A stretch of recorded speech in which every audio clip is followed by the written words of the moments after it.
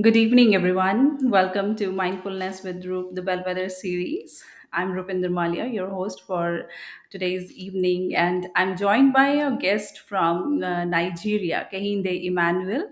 He is the founder of Acalypha Initiative. He is a mindset coach, leadership management consultant, and a child rights advocate. And he has joined us just all the way from Nigeria. Welcome, Emmanuel. How are you? Very fine. Thank you so much. I don't know Rupindia, if I'm correct with the name. Thank you so Yes, much for yes. having me. You can call me Roop even. Rupi. Okay, that'll be fine. Roop, Thank you for having me. not Rupee. Yeah. All right. So I was going through your profile and such wonderful work you are doing. I must applaud you for that. You are a child rights advocate and so many things like you are doing for school children and especially for girls. How did you decide doing all this, choosing this path, after completing their graduation, boys and girls, they go for some 9 to 5 jobs, but you also decided that no, I have some moral duties too, and you need to work for the rights of children and the society. How did you decide that? Yeah, I think my decision, let me say,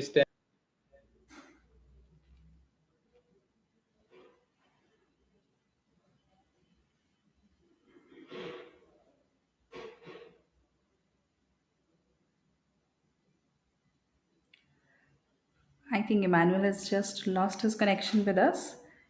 Emmanuel, can you just check your network and rejoin?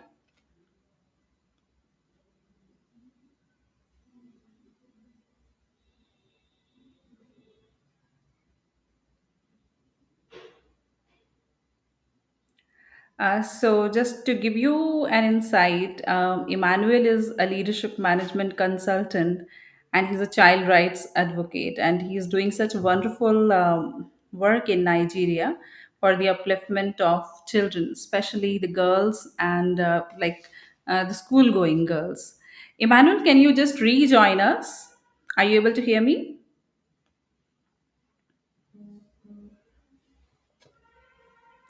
Meanwhile, we can just watch some glimpses of Emmanuel's life and the wonderful work that he's been doing.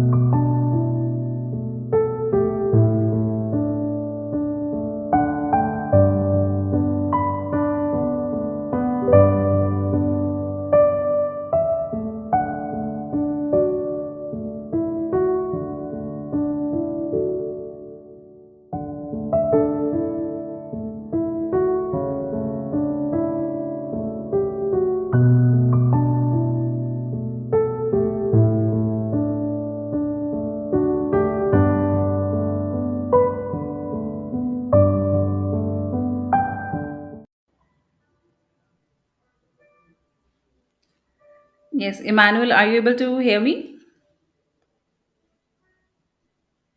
I can hear you, but it's not. I mean, it's not showing from my side here. Okay, ready, good. Um, And can you please switch on your video? yes, I think I've done that now. Because I'm not able to see you. It's just a blank screen over here. I can only see myself. Okay. Yeah, just a second.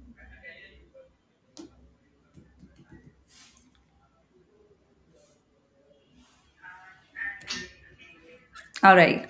So I was asking you that how did you decide, choosing this path of, helping people, helping children. So just you can continue with that.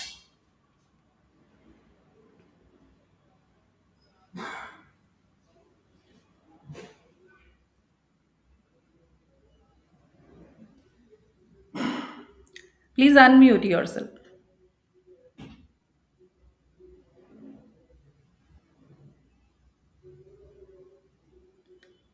Actually, I'm not able to hear you. Just if you can check the device.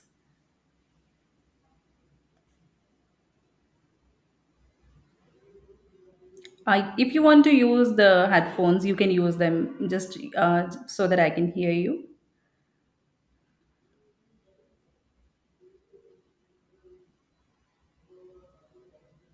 Echo. So I'm not. It's not. Your words are not clear for me to hear or Okay, audible. okay. Let me put it that way. It's fine now. It's fine now. You can continue speaking. Okay. So what I was trying to say was that my growing up, I must say, was characterized by certain experiences that are not too good. I was victims of being chased out of school. Sometimes I don't have footwears for classes. Books are not available for me. I was, let me say, because of my parents' financial support, I was the victim of being sent out of school every time. I was also abused as a child, even though I was a boy child. These are some of the experiences that formed my conviction and passion to see that I also try to help the average children in this my country, Nigeria, to see how they can have a better educational experience. Right. So this initiative, this Acalypha initiative, right? So how did this Yes. come into being? How did you decide to go for it?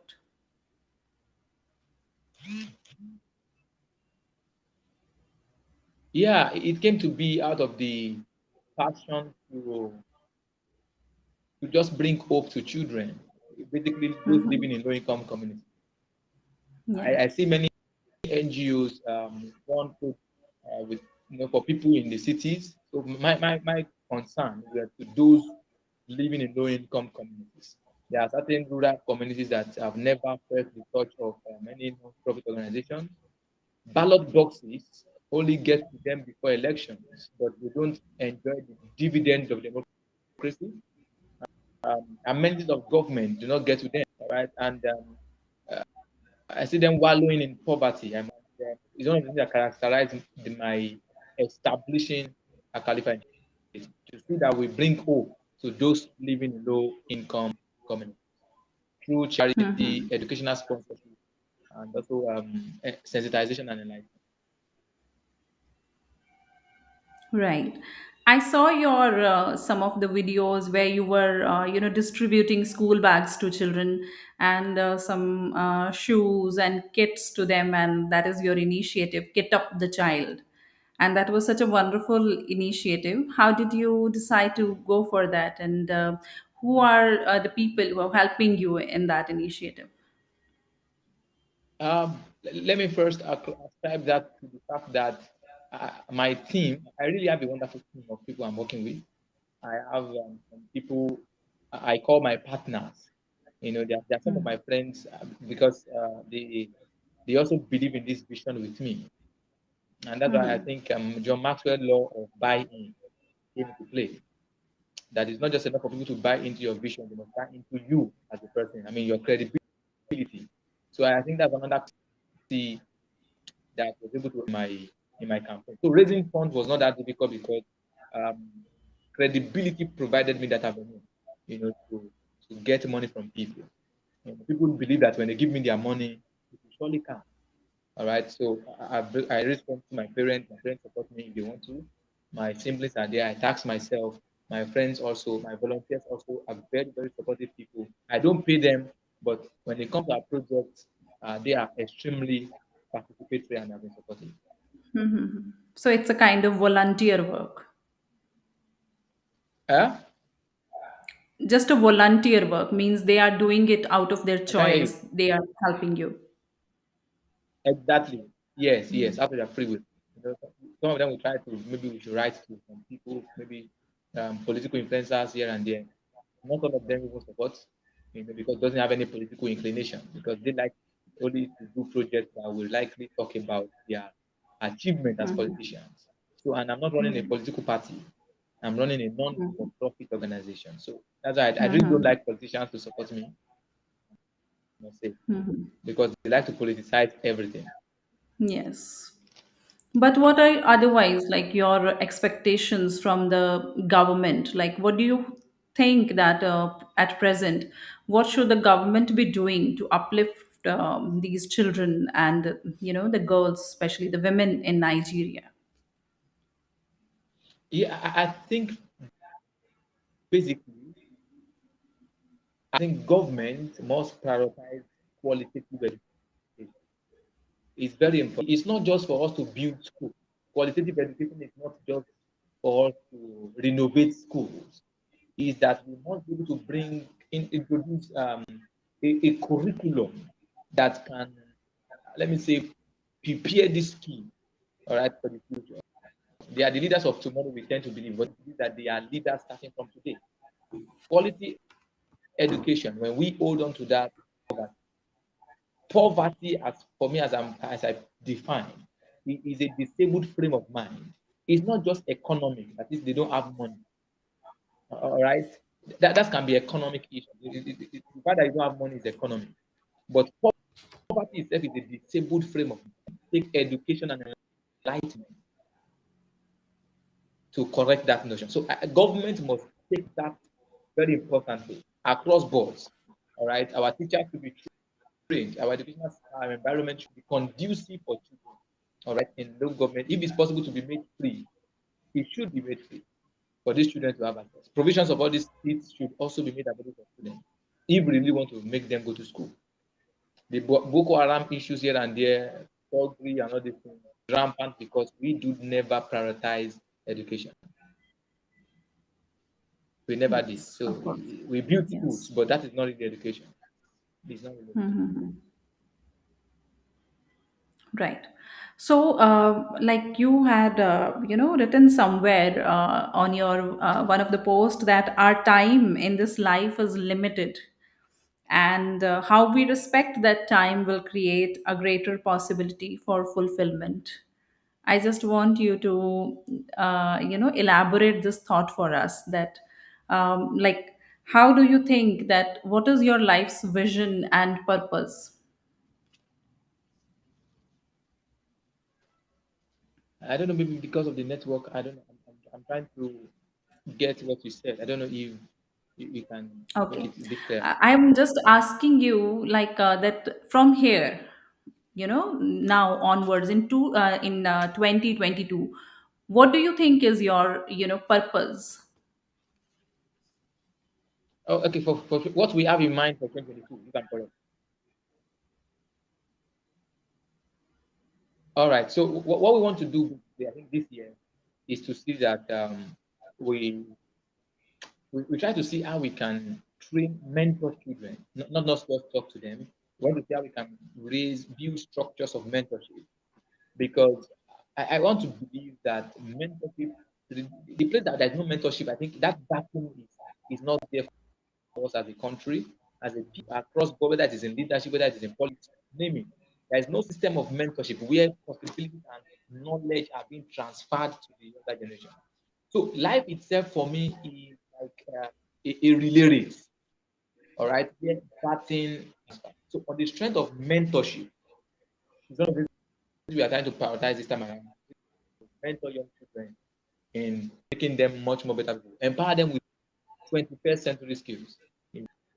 Not just for them to, just to get something to eat, but also to be able to also empower others. That's very important. Right. So, like, I want to ask you in between that, tell us something about your family and who all are there to support you at home.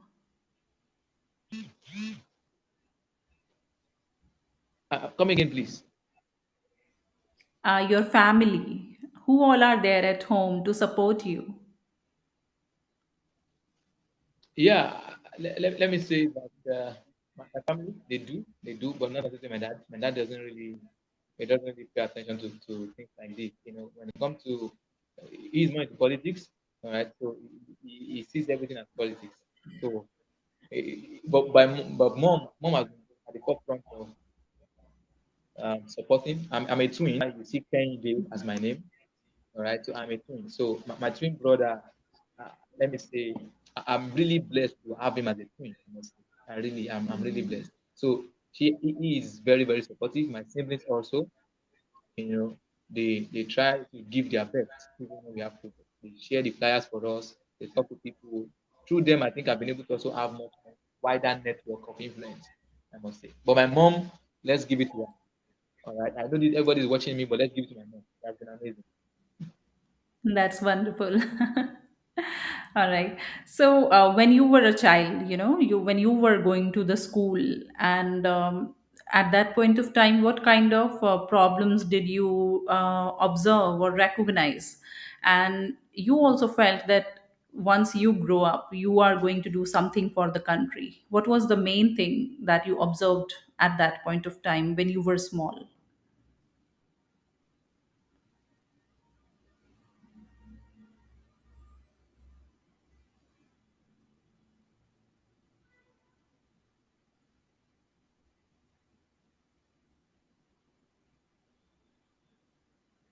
Are I'm you able sorry, to hear I me? lost connection. Okay, no I issues. lost the connection. I was asking you that when you were small, when you were a school going boy, what kind of problems did you observe all around you? And then you decided that, yes, one day I'm going to do something for it. Exactly. I think all around me, my dad is a teacher. Let me was a teacher. All right. My mom also was a teacher. So prioritizing education for us is very important. But we have a government is very, very uh, let me say a government that does not really prioritize the welfare of its workers. All right. So they are being owed months of salaries, and they really want the best for us. Right? So as much as they would love it to happen to us, it's just that we are limited financially now. So I was victim of being chased out of school. Fun enough, before my name is even mentioned, I already take my bag. I'm already ready to leave because I already know I'm number two or number three on the default list. The Mhm. defaulters list. Sorry to say, owing the school money. Okay, so and I see degree of business around my environment. People don't want to go to school. Everybody keep roaming the streets. All right, and I did a sampling, and I realized that one of many reasons why children are out of school is because uh, of the unavailability of educational materials. All right, so it's not because parents cannot pay the school, but the cost of getting textbook, exercise book, the cost of getting uniforms, school standards, and school bags are even more outweighing financially Hmm. than the school fees itself. All right, so that's why I started on my initiative. How can we salvage this issue? So why not let us put the kids for the children? Why the parents focus on the school? So also we try to look at those who have challenge, trying to get to school. Some of them are very brilliant students, but because of the financial challenge, they could not continue schooling. So we see how we can put them on scholarships, how we can pay for their school fees, and put them back in school. So these are some of the things that have just formed my own experience. Right. So, like as a person growing up in Nigeria, then at college level or at your university level, wherever you have studied, like then what plans did you make at that point of time? That these are the things where like Nigerian people need to focus more often. So, what were those things that you had in your mind? While I was in campus, I was more of a church person. I was more of, even though I was also devoted to relearning. I think I was just passionate about learning. I really want to know things. I attend conferences here and there, whether it makes sense, whether it doesn't make sense. I know there is no knowledge, knowledge is no waste. All right. So, but while I was on campus, I never had the mind of trying to organization like this. All right. Mine was just to be a better person than I was a year before. All right. So every year, my agenda is to become better. Okay. So, Yes. but when I left campus and where I was posted to serve as a corps member in Nigeria here is a compulsory year service where you give back to the community. So I sat in where um, girls have never seen a menstrual pad.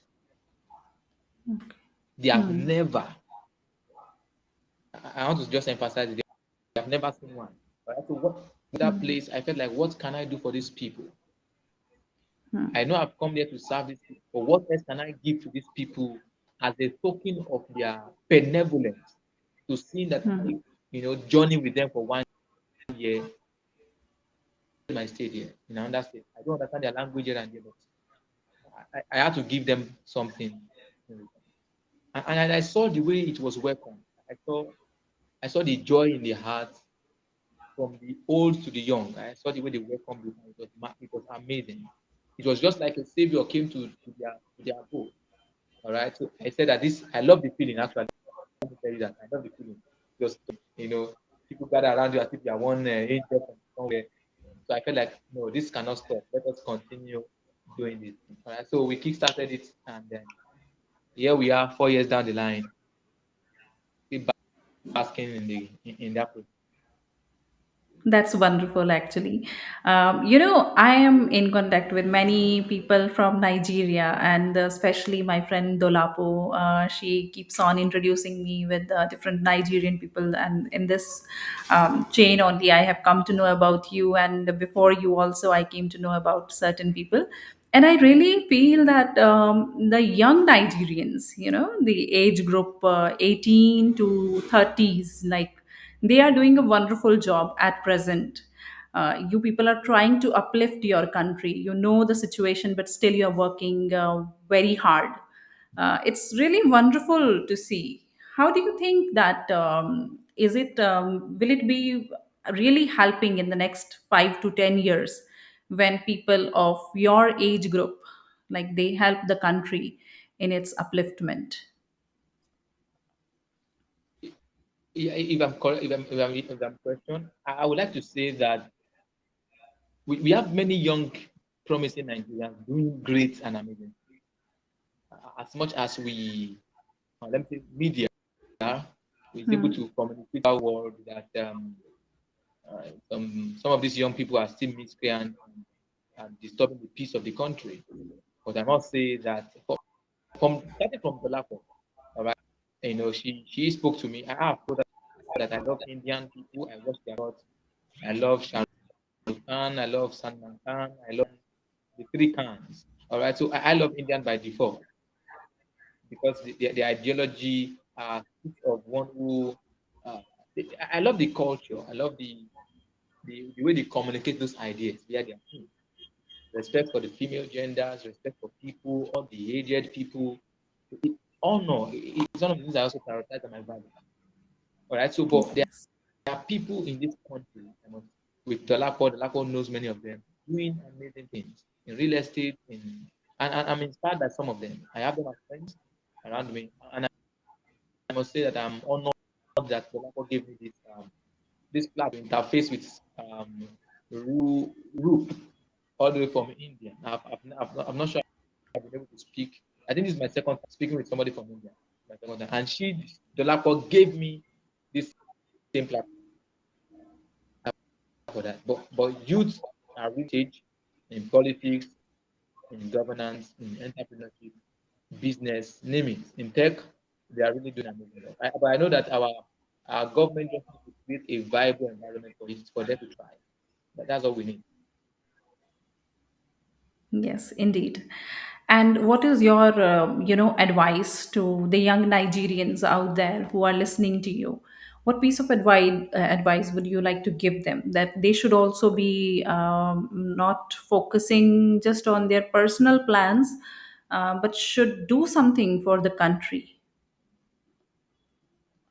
If I'm going to advise the youth, I think I would like to tell us that we must be intentional about whatever we want to do.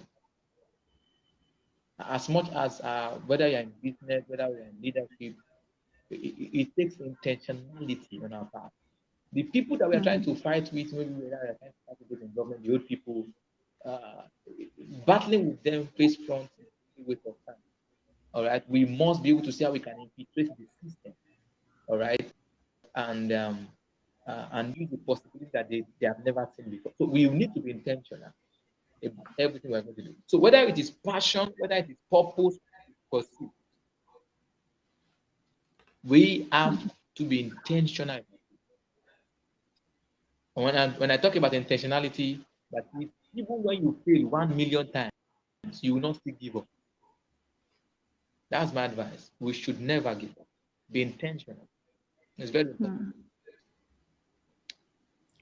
It's absolutely correct. And what is the role of like education? What do you think that like once everybody is educated, the people who are in that age group of getting education, how is like education going to change the face of the country? You mean, I mean, Nigeria education, right? Yes, Nigeria. Yes. Okay, because if you look at the SDG goals, it's hinged on quality education. Every other goal. You want to save climate, you want to you are about sustainable cities. All right, it takes an information. So for me, we need to introduce intelligence because it's not just for them to know how to write pages. It's for us to see that we do not just train people to become robots, but that people training should be in alignment with their purpose and with their passion. All right, instead of trying to prioritize one course or the other, be a doctor, be a doctor. You know, it's waste of time. But we can train people intelligence to see how we can maybe financial intelligence and stuff like that. Let us be tech focused. All right, people are doing amazing things, but government needs to see how they can salvage the issue at hand by creating an enabling environment to drive their skills, their resources to thrive. It's just in these young minds and see how because I know that the youth have the capacity to change the world, absolutely, to be able to change the country at large. So, what are your plans for the future now? As you're, you are a child rights advocate and you have your own initiative, your organization working. What are the plans for the next 5 years? Yeah, thank you so much for the question. Um, 5 years, though, for me personally, I'm not one who likes to talk of the future, even though the future, but I like to take a step, one step at a time. But if you have to ask me to truly speaking, what I'm looking at is seeing how we can partner with United Nations, to see how we can partner with countries, embassies here and there, to see how we can um, realign the educational system of the position, you know, to becoming a global standard where regardless the children, regardless of their age, status, and their culture, not cheated from not going to school. How we can create that leveraging of these connections here and there is how we can partner with them. Children in those low income countries can also have access to. All right. So that's the next 5 years for Acalypha Institute. But as a consultant, it's for me to get more certifications. I'm launching my consulting firm very soon so that we on the strength of that is able to attend to other people, train people, equip people with management skills, leadership skills of the 21st century. Um, as a person, personally, I'm trying to also develop myself, get my master's. By the grace of God, I should uh, get my PhD. Within the next 5 years, I should be PhD too, by the grace of God.